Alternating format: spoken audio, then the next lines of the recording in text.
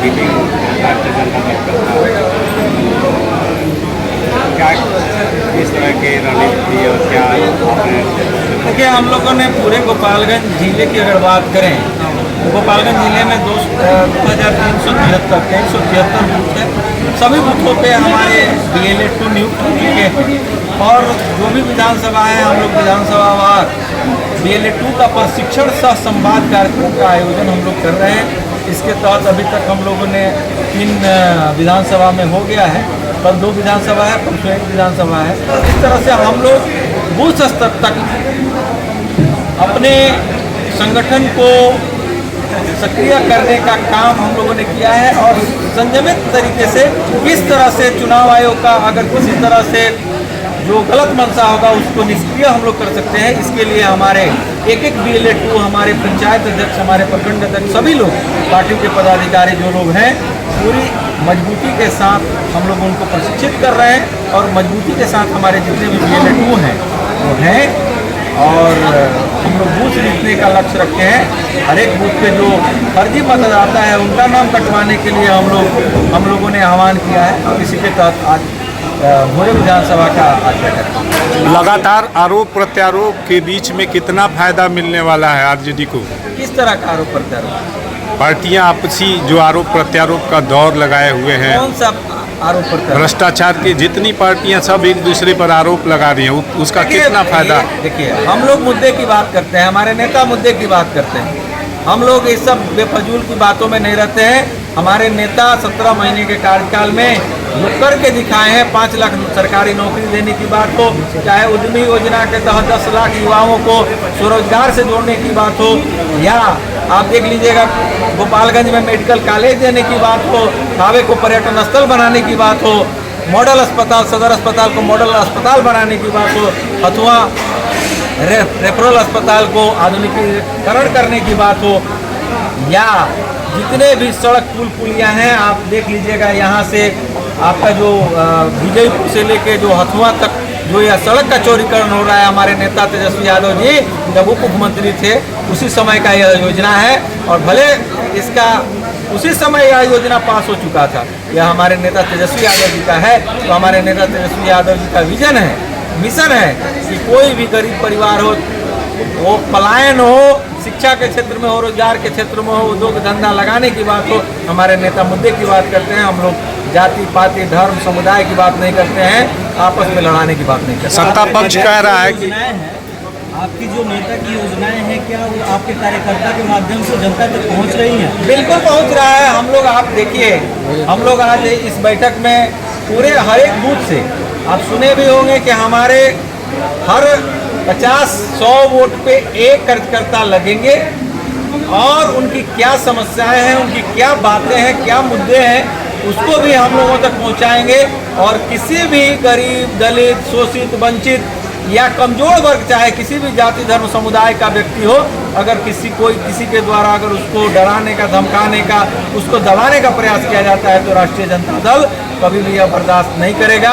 और हम लोग पूरी मजबूती के साथ लोकतंत्र बचाने के लिए, संविधान को बचाने के लिए, आम आदमी के अधिकार को बचाने के लिए दृढ़ संकल्पित है। हमारे नेता भी दृढ़ संकल्पित। दिलीप जी, सत्ता पक्ष चुनाव से पहले और 5 साल में सरकार ने जो कार्य नहीं किया है, चुनाव से पहले खजाना खोल दिया है, कई माध्यम से लोगों को सुविधाएं दे रही है, वो बिजली फ्री का हो या महिला सशक्तिकरण के लिए 10,000 रुपया और 75,000 महिलाओं को दिया, कई ऐसे माध्यम से लोगों को मतलब दिया जाए। क्या इसको देखिए यह सब चुनावी जुमला है।